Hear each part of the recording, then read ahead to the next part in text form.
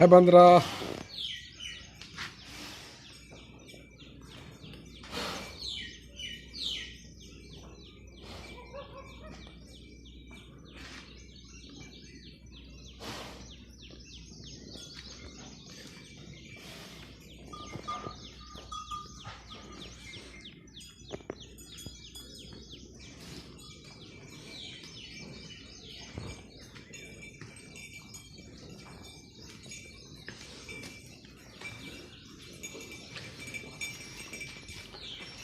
चाचा की कर दिए पूछ लेते क्यों कर दिए।